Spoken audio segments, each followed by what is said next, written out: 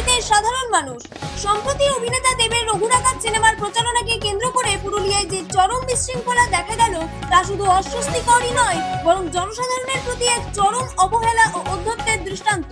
একজন অভিনেতার জন্য দিনের পর দিন ধরে তৈরি হওয়া ভিভিআইপি সংস্কৃতি সাধারণ মানুষ থেকে শুরু করে পথচারীদেরও যে কিভাবে নাজেহাল করতে পারে তার জ্বলন্ত উদাহরণ হয়ে থাকলো পুরুলিয়ার এই।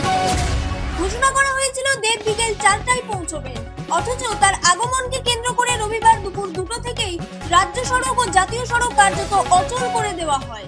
6 থেকে 7 ঘন্টা ধরে হাজার হাজার গাড়ি আটকে থাকে, যার ফলে চরম ভোগান্তির শিকার হন সাধারণ মানুষ। অথচ তথাকথিত তারকা পৌঁছান প্রায় 7:30টা নাগাদ। প্রশ্ন ওঠে, জনসাধারণের সময় ও সুবিধাকে উপেক্ষা করে এই ধরনের বিশৃঙ্খলা সৃষ্টির অধিকার কে দিল? শুধু তাই নয়, যে স্কুলে এই অনুষ্ঠানের আয়োজন করা হয়েছিল সেখানেও অব্যবস্থার চূড়ান্ত চিত্র ধরা পড়ে। ন্যূনতম ছাউনি বা বসার ব্যবস্থাটুকুও ছিল না, যার ফলে বৃষ্টিতে ভিজে ভিজে মানুষকে অপেক্ষা করতে হয়। যারা এক মুহূর্তের জন্য অভিনেতাকে দেখতে এসেছিল তাদের প্রতি এমন অবহেলা ও অব্যবস্থা সত্যি দুঃখজনক। এমনকি প্রেস মিডিয়ার কর্মীদেরও প্রবেশ করতে বাধা দেওয়া হয়। পরবর্তীকালে চরম অসম্মানের পর তাদের ভিতরে ঢোকার অনুমতি দেওয়া হয়। গণতন্ত্রের চতুর্থ স্তম্ভ অর্থাৎ সংবাদ মাধ্যমকে এভাবে আটকে রাখার চেষ্টা কেন? একজন অভিনেতা যার জন্য রাস্তায় সাধারণ মানুষের গাড়ি আটকে থাকে, তার খবর করতে গেলে যদি মিডিয়াকে বাধা দেওয়া হয়, তবে কি দেব আসলে সাংবাদিকদের মুখোমুখি হতে ভয় পাচ্ছেন? পাছে সাংবাদিকরা ঘাটাল নিয়ে প্রশ্ন তোলেন। এই ঘটনা থেকে স্পষ্ট সিনেমার প্রচারের নামে ক্ষমতার অপব্যবহার ও জনবিচ্ছিন্নতার চিত্র। প্রশাসনের ভূমিকাও ছিল চরম অব্যবস্থা ও অসহায়তায়। ভিড় সামলাতে রীতিমতো হিমশিম খাচ্ছিল পুলিশ। এই সম্পূর্ণ ঘটনার দায়ভার প্রচারক দল ও তারকার ভিভিআইপি সংস্কৃতির ওপরই বর্তায়, যা জনগণের ভোগান্তি ও গণমাধ্যমের প্রতি চরম অবহেলাকে তুই বললে ওখানে শুনবে না, বলেছিলাম আমি নেতাজি নয়, তুই বলবি ওখানে শুনবে। এরকম হয়, এখন প্রোগ্রাম স্টার্ট হতে দেরি, বসে যাও, তোমরা বসে যাও। আসুন, পাস নিয়ে আসুন, পাস নিয়ে আসুন। আপনাকে কি বলা হচ্ছে? পাস নিয়ে আসুন। পাস না, আমাদের গভর্নমেন্ট আপনাকে জানিয়ে দেওয়া হলো পাস। গভর্নমেন্ট অ্যাক্রিডিটেশন কার্ড আমাদের আছে। ঠিক আছে, আপনি সরে দাঁড়ান। কি তাতেও ঢুকতে পারি না তো?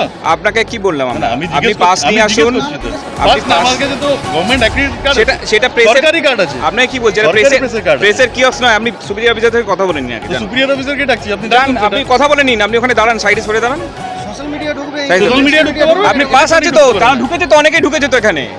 এখানে অনেকেই ঢুকেছে তো, এখানে অনেকেই ঢুকেছে তো, তাদের পাস আছে তো, বলা হচ্ছে তো। আমাদের তো প্রেস কার্ড আছে রে বাবা। প্রেসের না কন্টেন্ট ক্রিয়েটর স্যার। আপনাকে বলছি প্রেস ছিল, কন্টেন্ট ক্রিয়েটর ছিল। আপনাকে জানিয়ে দেওয়া হচ্ছে। প্রেস কিভাবে এন্ট্রি হবে? বললাম তো পাস আছে, পাস দেওয়া হয়েছে। কোনো কার্ড আছে কি? পাস দেওয়া হয়েছে তাদেরকে। তাদেরকে পাস দেওয়া হয়েছে। কেন পাস আছে? আপনারা শুনুন, আপনারা ওখানে দাঁড়ান। প্রেসের পাস আছে স্যার। আপনারা এখানে দাঁড়ান। স্যার দাঁড়িয়ে তো আছি। ঠিক আছে, দাঁড়ান। দাঁড়িয়ে আপনাকে বলছি প্রেসের জন্য আপনারা ব্যবস্থা করুন তাহলে। আরে আমরা ব্যবস্থা করব, অর্গানাইজেশনের কথা বলে আপনারা দাঁড়ান। এখানে বলা হলো তো, দাঁড়িয়ে তো আছি। দাঁড়ান এখানে। ঢুকছি জোর করে? আমরা কেউই জোর করে আমরা তো আপনাকে জানিয়ে দিলাম। এত এবার এখানে আমরা তো কিছু বলা হচ্ছে না। কাজটা করতে হবে। আপনি আপনাদের না হয় তাহলে চলে যাবো তো। না না, থাকবো না। সেটা তো আপনার ডিসকাশন। আমার আমরা জানিয়ে দিলাম আমাদের এখানে পাস যাদের আছে কন্টেন্ট ক্রিয়েটর তাদেরকে আমরা অ্যালাউ করছি। স্যার আমরা তো প্রেস কন্টেন্ট ক্রিয়েটর না। আপনার পাসটা দিন, আমরা এখনি অ্যালাউ করে দেব। আপনাকে পাসটা দিন না, পাসটা দিন, আমরা অ্যালাউ করে দেব। স্পেশাল পাস কি আছে? আপনাকে বুঝতে পারছেন আপনি কি বলছি? আমি তো বাংলায় বলছি আপনাকে। আপনাকে তো বাংলায় বলছি, আপনি পাস দিন। এটা ঠিক আছে, প্রেস কার্ড দেখালে ওখানে দেখান, অর্গানাইজেশনের সঙ্গে কথা বলুন, আমরা নিশ্চয়ই ঢুকতে দেবো। কেন ঢুকতে দেবো না? জানিয়ে দেওয়া হচ্ছে তো আপনাকে। যারা ঢুকেছেন এখানে তাদেরকে ঢুকতে দেওয়া হয়েছে। ব্যারিকেডটা আছে, ঢুকতে দেওয়া হয়েছে, হয়নি তা তো নয়। দুপা করে সামনে ব্যারিকেডটা পিছনে করে দাও। আপনাকে